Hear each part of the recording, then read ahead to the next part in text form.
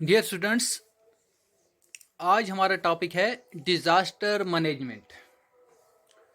तो disaster management में हम सबसे पहले ये जानेंगे कि डिज़ास्टर क्या होता है। कोई भी क्लाइमेटी, ये नेचुरल क्लाइमेटी भी हो सकती है और मैन मेड क्लाइमेटी भी हो सकती है। तो उसी को हम डिज़ास्टर कहते हैं।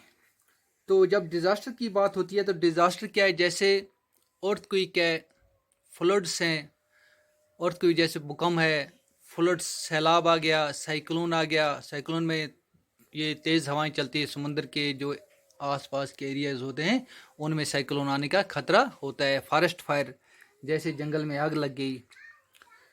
तो ये डिज़ास्टर की कुछ मिसालें हैं।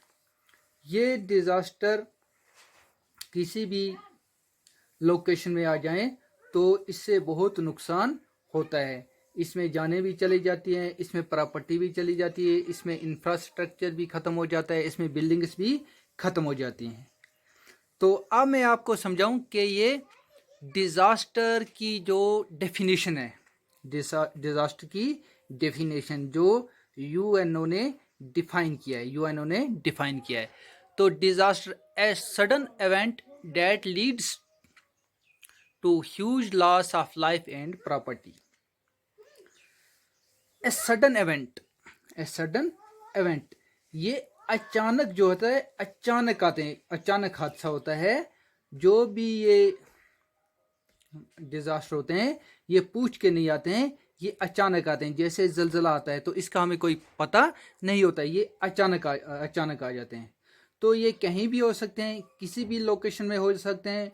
इसमें बहुत सारी जानें नुकसान हो सकती है, बहुत सारी प्रॉपर्टीज ज़ाया हो सकती है, इंफ्रास्ट्रक्चर ज़ाया हो सकते हैं, तो बिल्डिंग्स ज़ाया होती हैं। तो इससे बहुत सारे और दूसरे बायोलॉजिकल इफेक्ट भी पड़ते हैं, जोग्राफिकल इफेक्ट भी पड़ते हैं, पॉलिटिकल इफेक्ट भी पड़ते हैं। तो इंसानी ज़िंदगी पे इसके बुरे असर पड़ते हैं। तो जो डिज़ास्टर होते हैं ये दो तरह के होते हैं। जैसे लॉन्ग टर्म इफेक्ट, इसके इफेक्ट जो होते हैं वो दो तरह के होते हैं। तो लॉन्ग टर्म इफेक्ट जैसे rising of sea level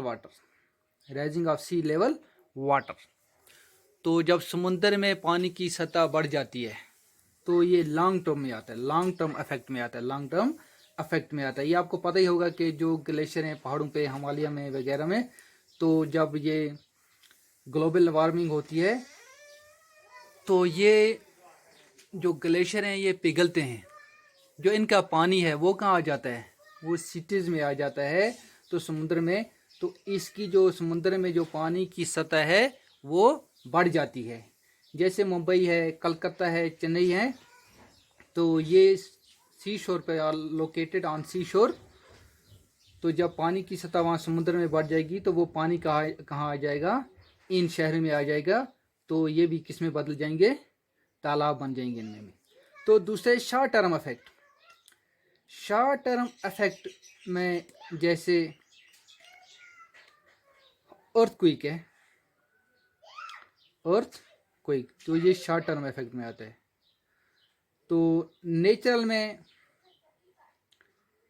short term को भी दो हिस्सों में, जैसे नेचुरल में फ्लड है, अर्थक्वेक है, तो मेड मैन में बम ब्लास्ट आता है। तो अब हम करेंगे टाइप्स ऑफ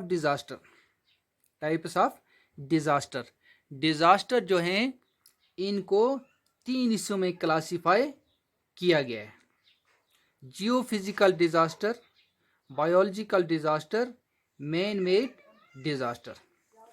तो जियोफिजिकल डिजास्टर जो है इसको भी फिर दो हिस्सों में डिवाइड किया गया है: zoological disaster and atmospheric disaster. Geophysical disaster उसको हम कहते हैं जो ज़मीन के अंदर होता है, जो ज़मीन के अंदर डिजास्टर। जैसे आपको पता है वॉल्केनो जो मतलब पहाड़ों में लावा होता है, जब वो फूटता है तो जलजले आते हैं, जैसे अर्थक्वेक आता है। तो लैंडफॉल के ज़मीन के अंदर बड़े बड़े पहाड़ होते हैं तो वो पहाड़ टूटते हैं, तो उससे भी ये कुदरती हैं। तो दूसरा है जियो फिजिकल डिज़ास्टर में एटमॉस्फेरिक डिज़ास्टर। एटमॉस्फेरिक डिज़ास्टर में जैसे साइक्लोन आता है, हेल स्टार्म्स आते हैं, फ्लड्स आते हैं। फ्लड्स, इसकी मैं आपको मिसाल दूं एक, जैसे मुंबई में 2006 में फ्लड आया था। तो किस तरह से आया था? ये क्लाउड बर्स्ट हुआ था। क्लाउड बर्स्ट से यहाँ बहुत सारी जानें चली गई थी। तो और एटमॉस्फेरिक डिज़ास्टर में ड्राफ्ट भी आता है। इसके बाद हम बात करेंगे बायोलॉजिकल। बायोलॉजी आपने पढ़ी होगी, बायोलॉजी जैसे जानवरों की और पौधों की जो हम जिसके बारे में हम पढ़ते हैं उसको बायोलॉजी कहते हैं। तो बायोलॉजिकल जो फैक्टर्स, इसको भी दो हिस्सों में डिवाइड किया गया है, plants and animals. Plants and animals. देखो पौधों से कौन सी डिजास्टर होती है? जैसे फॉरेस्ट फायर, जंगलात में आग लगी तो बहुत सारे जो पेड़ पौधे हैं होते हैं वो ख़त्म हो जाते हैं। बहुत सारे पेड़ पौधे ख़त्म हो जाते हैं और बहुत सारी जंगली जानवरों की जो पनाहगाहें हैं वो ख़त्म हो जाती हैं।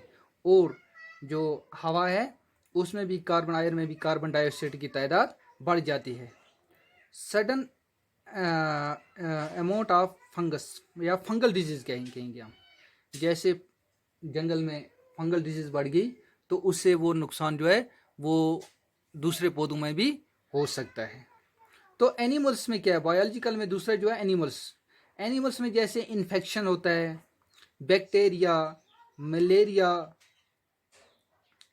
अच्छा बर्ड फ्लू।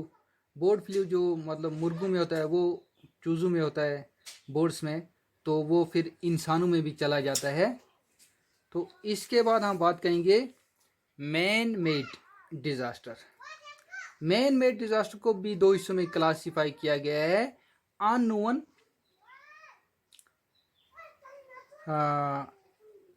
अननोन है। अननोन में हम करेंगे जैसे ब्लास्ट इन फैक्ट्री। एग्जांपल दें, मैं आपको दे देता हूँ ऐसे, जैसे गैस सिलेंडर ब्लास्ट। तो किसी फैक्ट्री में सिलेंडर ब्लास्ट हुआ, इसके बारे में किसी को पता नहीं था, ये अचानक हुआ, ये अचानक, ये प्लैनेट नहीं था। तो लीकेज ऑफ केमिकल्स, कोई फैक्ट्री केमिकल बनाती है तो वो केमिकल वहाँ से लीक हो जाता है, अचानक लीक हो जाता है, उसका पता नहीं होता है। इसकी मैं आपको मिसाल एक दूं कि Bhopal gas tragedy, Bhopal gas tragedy, तो उसमें से जो गैस लीक हुआ था उस फैक्ट्री से, तकरीबन एक नाइट में 5000 लोगों की भोपाल के इर्द गिर्द में जाने गई थी। तो इसमें तीसरा है एटॉमिक टेस्ट।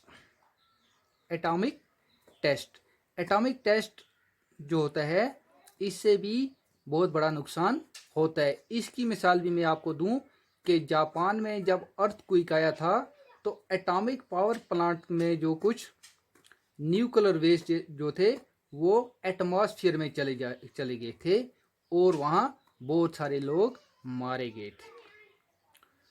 तो दूसरा है, एक था हमने अननोन पढ़ा, तो दूसरा जो नोन है जैसे वार है।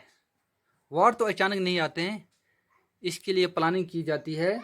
तो जब वार होती है, जंग होती है, तो बहुत सारे लोगों की उसमें जानें चली जाती हैं, बहुत सारी प्रॉपर्टी ज़ाया हो जाती है, इंफ्रास्ट्रक्चर ज़ाया होता है, लोगों को एक जगह से दूसरी जगह माइग्रेशन करनी पड़ती है।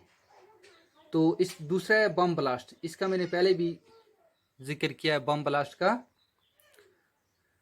तो जब कहीं बम ब्लास्ट हो जाता है तो उसमें भी जानें चली जाती हैं, लेकिन ये बम ब्लास्ट जो होता है ये अचानक नहीं होते हैं, इनको किया जाता है।